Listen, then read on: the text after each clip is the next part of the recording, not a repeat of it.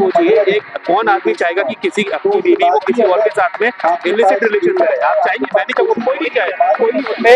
मेरे बीबी ने मुझे खुद बताया कि तुम्हारे ऊपर क्या हुआ केस झूठा है। अच्छा। इसने खुद मुझे बताया कि वो सारा उधर हम जब गए थे तो पूरा फॉर्मेट रेडी रहता है, खाली नाम और एड्रेस चेंज करते, कॉपी कट पेस्ट करते और बना देते एफआईआर। पुरुष सत्याग्रह में देश के कोने कोने से हजारों लोग पहुंचे हैं। यहाँ एक पोस्टर लगाए गए, इस तरह से होर्डिंग की चेन बनाई हुई है और इन पे तरह तरह से जो है वो कोटेशन लिखी हुई है। Don't destroy family by filing fake cases. जज अंकल बच्चों को माता या पिता से अलग करना एक क्रिमिनल अपराध माना जाए। Marriage is the new extortion racket. बच्चों के बिना रहना नरक से भी बदतर होता है।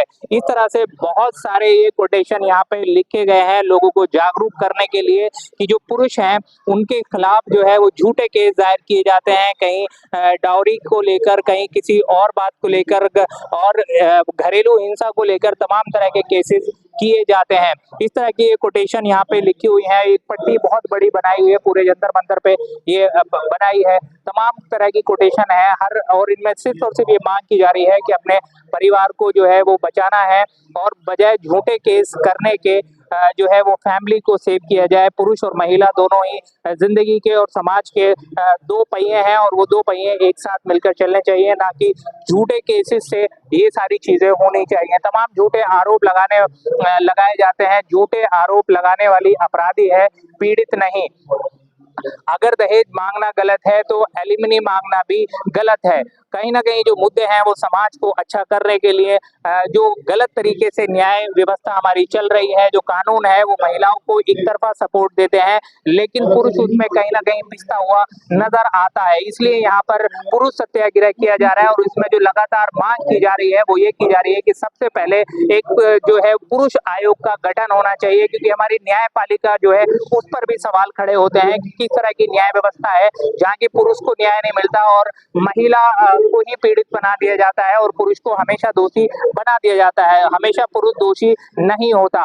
ये बात अलग है, लोगों का कहना है कि सभी महिलाएं ऐसी नहीं हैं, लेकिन जो ऐसा कर रहे हैं और रोज ही लगभग डेली जो है वो इस तरह के केसेस सामने आ रहे हैं कि कोई आत्महत्या होती है या पति की हत्या कर दी जाती है किसी प्रेमी के साथ मिलकर, या उसको मजबूर कर दिया जाता है आत्महत्या करने पर। इस तरह के केसेस लगातार जो है वो मीडिया में रोज आते हैं। पूरे देश में इस तरह की घटनाएं लगातार हो रही हैं। उनको रोकने के लिए पुरुष आयोग गठन की मांग की जा रही है कि पुरुष आयोग का गठन किया जाना चाहिए। क्या नाम है आपका? जी, मेरा नाम आमिर है। कहाँ से आए हैं? मैं भोपाल से आया हूँ। भोपाल से आप आए, आप कुछ कह रहे थे कि जो सरकारों की जिम्मेदारी है वो हमें यहाँ पे क्या है, सबसे पहले तो हमें ये चीज समझनी चाहिए कि अगर आप बात करते हैं कि बेटी बचाओ बेटी पढ़ाओ का बात करते हैं तो आप समानता की बात करते हैं, जो कि भारतीय संविधान हमको सबको मानता है कि हम सभी बराबर है, चाहे वो पुरुष हो, समाज हो या किसी भी वर्ग का आदमी हो, वो सब बराबर है। तो अगर सब बराबर अगर आप मानते हैं तो सब पे जो कानून है, चाहे वो पुरुष के कानून हो, जब पुरुष अगर कोई अत्याचार करता है, कुछ भी किसी भी तरीके की अगर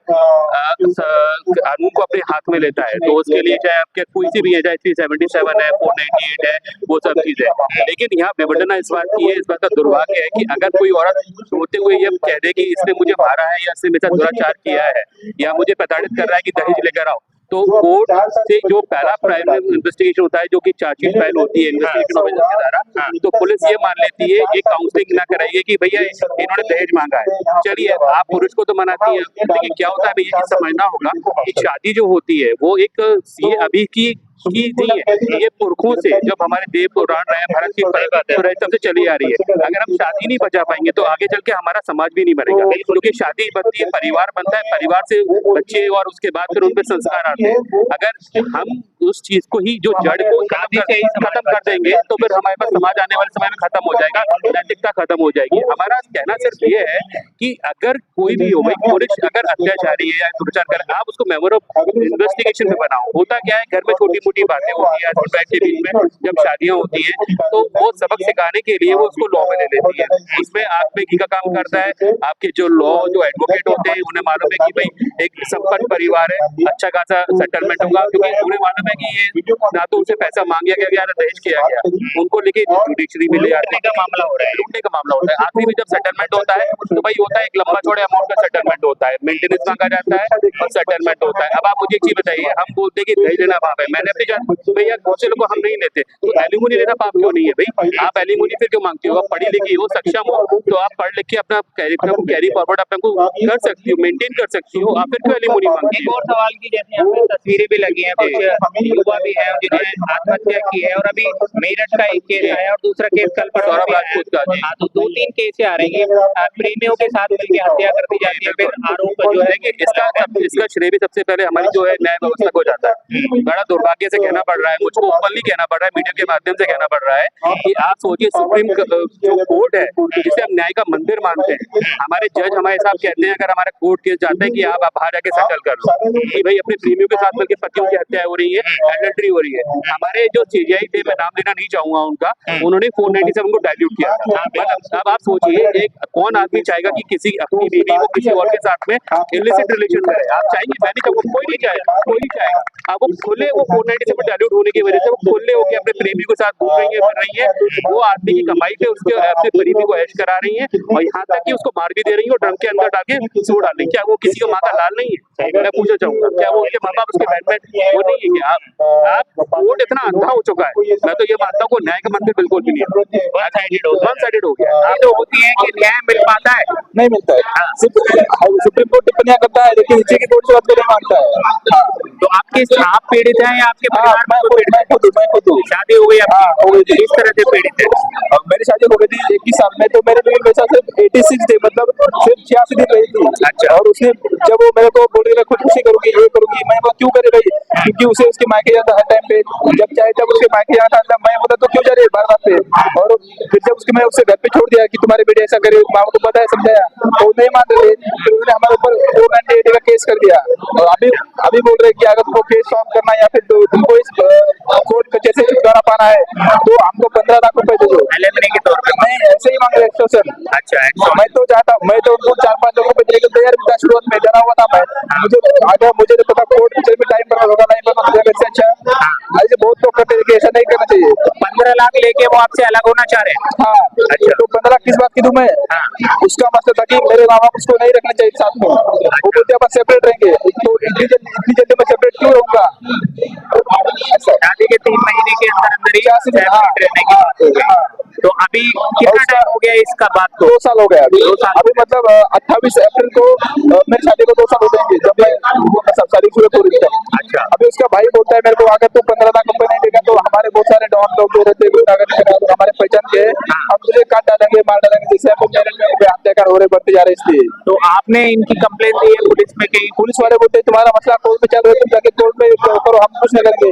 मैं खुद कई बार गया हूँ, मुझे धमकी आ रही है मारने की, जो कोशिश की जा रही है कुछ करो, तो पुलिस क्या बोलते हैं तुम्हारा मसला कोर्ट में चल रहा है, तुम कोर्ट में जाओ। कोर्ट में क्या मैटर है? तलाक का मैटर है या 498 चालू है। 498? आपने अपनी तरफ से अपनी सेफ्टी के लिए कुछ किया है?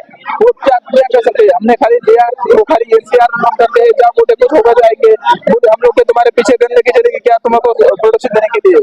क्योंकि बहुत सारे लोग हैं, आप सबको प्रोटेक्शन दे सकते, कुछ हो गया तब आएंगे, जब कुछ हो जाएगा मेरी जान जाएंगी तब क्या करेंगे? पुलिस वाले पुलिस के साथ होता है, अतुल सुभाष के साथ होगा। अभी तक क्या हो गया? उसका मर्डर हो गया, उसने आत्महत्या कर दी, उसकी वाइफ को निकिता को बेल मिल गया, ऐसा बोल रहा हूँ।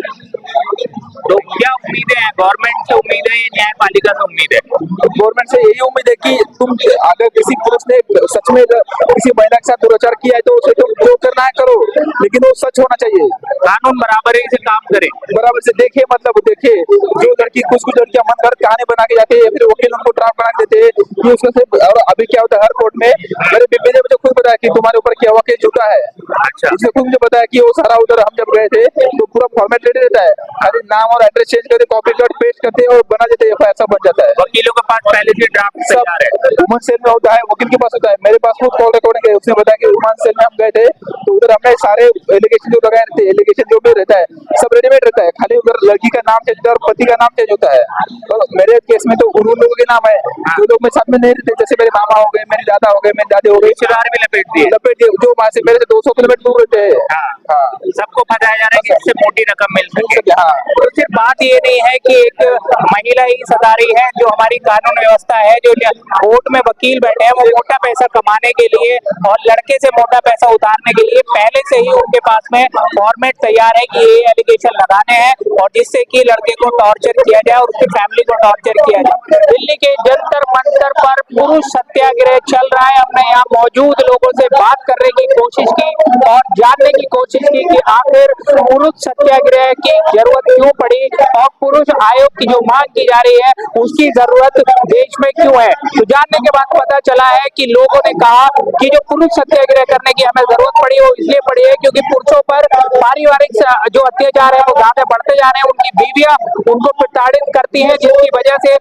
जो है वो ये अत्याचार बढ़ते जाते हैं और इतने ज्यादा बढ़ते जाते हैं, टॉर्चर इतना ज्यादा बढ़ता जाता है, डिमांड इतनी ज्यादा बढ़ती जाती है कि या तो पुरुष आत्महत्या कर लेता है या फिर कहीं ना कहीं जाके उसकी हत्या करवा दी जाती है। दो तरह से जो है वो आदमी की जान जाती है, या तो वो महिला द्वारा उसकी पत्नी द्वारा इतना प्रताड़ित कर दिया जाता है, डिमांड इतनी ज्यादा कर दी जाती है कि जिसकी वजह से वो आत्महत्या करने पर मजबूर हो जाता है। तो दूसरी तरफ प्रेमी के साथ मिलकर पति की हत्या की जा रही है, जो कि मामले लगातार सामने आ रहे हैं। दिन ब दिन रोज नए नए तरीके की चीजें सामने आ रही है। वो सबसे पुरुष प्रताड़ित होकर आज दिल्ली के जंतर मंतर पर नेशनल लेवल पर ये डिमांड उठाई जा रही है कि पुरुष आयोग का गठन भारत सरकार करे, जिससे कि पुरुषों को भी न्याय मिल सके। तीसरा पहलू जो निकल कर आया वो ये आया कि जब कोर्ट में जाती है कोई भी महिला अपने पति के खिलाफ केस करने के लिए, तो वहाँ वकीलों द्वारा उसे और ज्यादा भड़काया जाता है। उनके पास एक फॉर्मेट तैयार होता है, जिस फॉर्मेट में सिर्फ नाम और पता चेंज करना होता है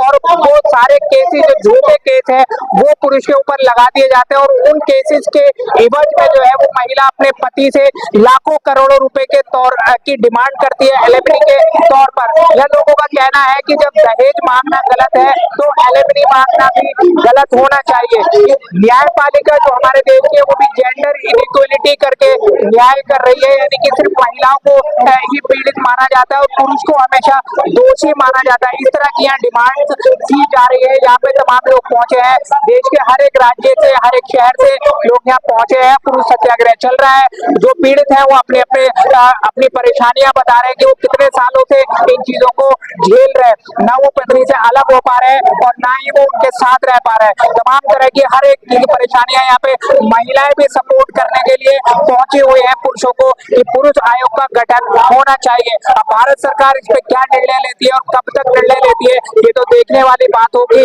सड़क से संसद तक की हर एक राजनीतिक उठापटक को जानने के लिए हमारे चैनल सलाम भारत को सब्सक्राइब करें। धन्यवाद।